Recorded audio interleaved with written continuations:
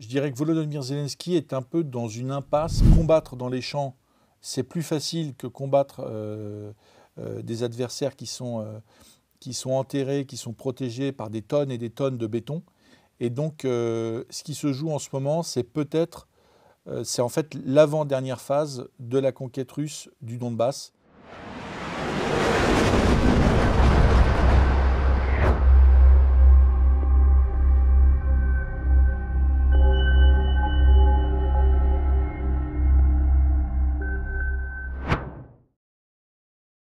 Bonjour Charles. Bonjour Aïcha. Charles, l'actualité de ces dernières heures qui fait couler beaucoup d'encre, c'est l'annonce par Vladimir Poutine de la création d'une zone tampon à la frontière ukrainienne.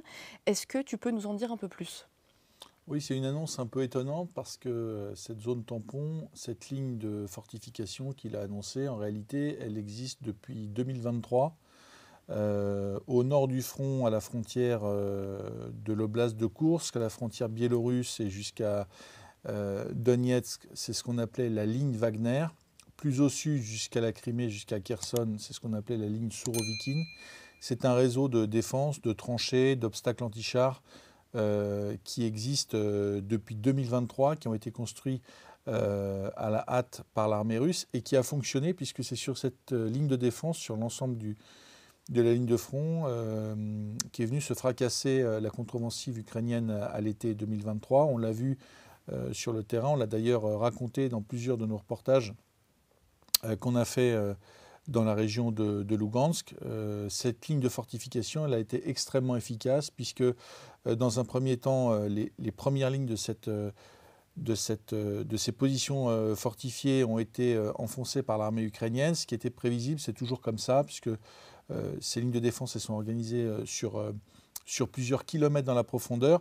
Et l'armée ukrainienne est venue, avait après quelques jours passés dans l'espoir d'une victoire de cette contre-offensive, racontée d'ailleurs abondamment par les médias occidentaux, en particulier par les médias mainstream français, eh bien, elle a buté sur les deuxième et troisième lignes de position fortifiées. Et elle n'a jamais pu franchir, elle n'a jamais pu avoir de victoire conséquente en dehors de quelques villages dans la région de Zaporozhye. Ça n'a amené nulle part. Donc cette ligne de fortification, elle existe déjà. Cette zone tampon, elle existe déjà. On l'a vu aussi dans la région de Bryansk, dans la région de Koursk, qui était peu fortifiée au début du conflit, mais les Russes ont anticipé de possibles attaques, de possibles contre-attaques ukrainiennes, y compris dans cette région qui était très calme en 2022.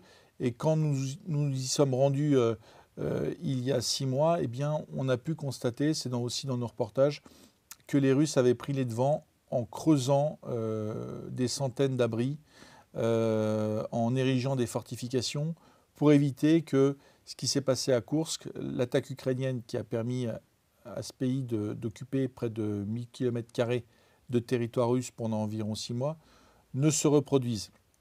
Voilà. Ce qui peut-être est nouveau là, c'est que, d'après ce que dit Vladimir Poutine, il souhaite élargir cette zone de fortification plus profondément en territoire ukrainien, alors que l'offensive russe bat son plein, puisque, d'une part, les Russes ont sorti les Ukrainiens de la région de Koursk, qu'ils ont franchi la frontière et qu'ils sont maintenant dans cette région de Koursk passés côté ukrainien. Dans la région de Soumy également, qui était jusqu'à présent épargnée côté ukrainien de combats au sol, les Russes là aussi ont franchi la frontière et qu'en parallèle, les Ukrainiens ne restent pas sans rien faire puisqu'ils mènent des tentatives d'incursion dans la région de Bryansk, à la frontière avec le Bélarus, je l'ai dit il y a un instant, sur ces nouvelles fortifications érigées par les Russes, mais aussi dans la région de Belgorod, où ils essaient de progresser, où les Russes, pour l'instant, les contiennent assez bien à 2-3 km de la frontière. Dans quel contexte s'inscrit cette déclaration de Vladimir Poutine? Alors, dans un double contexte. D'abord, un contexte diplomatique, on va y revenir, puisque les négociations, malgré l'absence de Vladimir Poutine et de Volodymyr Zelensky à Istanbul, elles ont démarré. On en est au deuxième tour des discussions. Mais surtout, sur le terrain, c'est une offensive russe qui s'intensifie en particulier dans les secteurs qu'on a là aussi couverts, notamment dans notre dernier reportage qu'on a réalisé tous les deux. Les loups attaquent dans la région de Donetsk, de Bakhmout, de Tchassivyar. Les Russes poussent de plus en plus fort et ils viennent de remporter un succès assez significatif puisqu'ils ont réussi une percée d'environ 10 km entre les villes de Toretsk et de Pokrovsk, qui sont deux villes stratégiques. Toretsk, qui a été conquise selon les Russes il y a quelques jours, et Pokrovsk, qui est une ville absolument stratégique. Et cette percée, eh bien, elle coupe une route logistique très importante pour les Ukrainiens et elle menace la ville de Pokrovsk assez sérieusement. Et ce qui est intéressant, c'est que depuis le début du conflit, dans cette région du Donbass, qui a été fortifiée par les Ukrainiens depuis 2014, on est sur plusieurs lignes de défense extrêmement bien préparées. Ces lignes de défense, la première, elle démarrait dans l'immédiate région de Donetsk et de Lugansk, à quelques kilomètres seulement. Mais derrière cette première ligne de défense, eh bien, il y en avait encore trois. Il y a eu d'abord la bataille de Severodonetsk dans la région de Lugansk qui a attiré l'attention des médias parce que c'était une bataille urbaine très importante.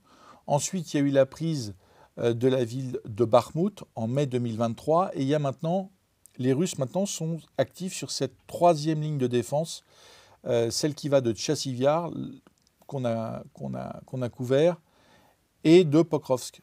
Et après cette troisième ligne de défense, eh bien, les Russes seront sur la dernière ligne de défense et sur deux villes principales et capitales pour l'Ukraine. Ce sont les villes de Slaviansk et de Kramatorsk. C'est la dernière ligne de défense, la quatrième ligne de défense ukrainienne dans le Donbass. Et elles sont capitales parce que c'est des villes qui sont plus importantes et qui contiennent l'état-major ukrainien dans le Donbass. Et si ces villes tombent, si ce quatrième rideau défensif ukrainien tombe, eh bien ensuite, c'est la possibilité pour les Russes d'abord de compléter totalement la conquête de l'oblast de Donetsk, qui pour l'instant n'est conquis qu'à 70%, contrairement à celui de Lugansk, qui je crois est à plus de 80% déjà conquis. Donc symboliquement, ce serait très important. Et surtout, ça permettrait aux Russes de développer leur offensive vers le Dniepr, vers l'oblast de la région de Dnipropetrovsk, vers la région de Zaporodje. Et c'est très important pour les Russes parce que après ce quatrième rideau défensif, c'est de la plaine jusqu'au fleuve. Et donc leur progression serait accélérée parce qu'il n'y a pas de point urbain de fixation pour l'armée ukrainienne. L'armée ukrainienne, elle bénéficie, elle est performante en défense parce qu'elle s'est accrochée sur un certain nombre de pôles urbains, de réseaux d'immeubles, de tranchées, qui sont très nombreux dans cette partie du Donbass où se déroulent en ce moment les combats. Ça a rendu les choses très compliquées pour les Russes parce que combattre dans les champs, c'est plus facile que combattre des adversaires qui sont enterrés, qui sont protégés par des tonnes et des tonnes de béton. Et donc, ce qui se joue en ce moment, c'est en fait l'avant-dernière phase de la conquête russe du Donbass. Et c'est peut-être aussi la raison pour laquelle les Ukrainiens, les Européens pressent en ce moment pour des négociations et pour un cessez-le-feu, parce que l'armée ukrainienne, on le voit avec cette percée de 10 km, elle commence à craquer. Charles, tu évoques les négociations diplomatiques en cours. Est-ce que tu peux nous faire un point sur les derniers événements en Turquie ? Alors c'est un point qui est assez facile à faire puisque les délégations se rencontrent, mais finalement on reste de part et d'autre sur des positions de principe.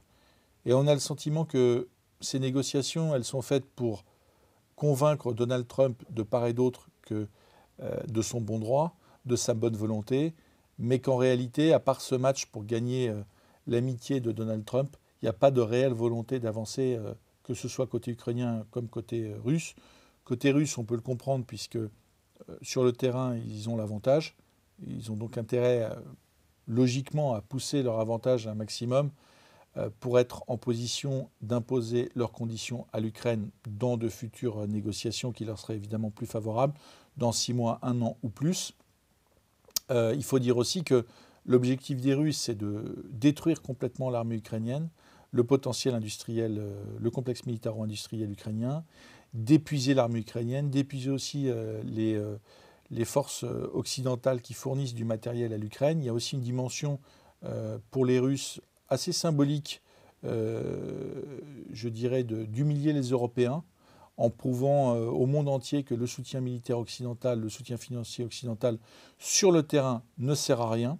Donc il y a un vrai enjeu politique là, de politique internationale pour les Russes. Et côté ukrainien, je dirais que Volodymyr Zelensky est un peu dans une impasse parce que d'un côté, il explique qu'il est prêt à un cessez-le-feu, qu'il est prêt à des négociations, mais de l'autre côté, ce qui veut dire qu'il est prêt à des compromis en réalité, puisqu'il n'a pas l'avantage sur le terrain. Il a une relation avec Donald Trump qui est compliquée, donc la logique voudrait qu'il soit prêt à un certain nombre de compromis. Le problème, c'est que c'est un double discours de sa part, puisqu'il doit calmer, il doit contenter la frange la plus nationaliste de ses soutiens, y compris d'ailleurs, puisque ces soutiens militairement représentent une véritable force qui pour l'instant est du côté de Volodymyr Zelensky, mais qui, dans de possibles potentiels conflits internes, pourrait éventuellement se retourner contre lui. Il y a toute la division Azov, qui est une force considérable, extrêmement bien formée, extrêmement bien équipée. Il y a d'autres unités nationalistes, de volontaires. Il y a les volontaires étrangers, et eux ne souhaitent pas ni de cessez-le-feu en réalité, ni de négociations pour la paix, puisque leur activité, leur motivation idéologique est basée sur la reconquête de la Crimée, la reconquête des territoires du Donbass, ce qui évidemment, quand on prend un peu de distance, paraît très compliqué, puisque n'ayant pas réussi leur contre-offensive de 2023, étant encore plus affaiblis, on ne voit pas comment sur le terrain ils pourraient progresser. En ce moment, ils reculent, mais pour eux, c'est un casus belli. Et donc Volodymyr Zelensky, il est pris entre deux feux et il essaie il a une gestion à court terme de ce conflit et des négociations. Et donc, il doit aussi contenter ses partenaires européens qui, quand on observe un peu les déclarations des uns et des autres, ne veulent pas réellement la paix. Ils veulent un cessez-le-feu.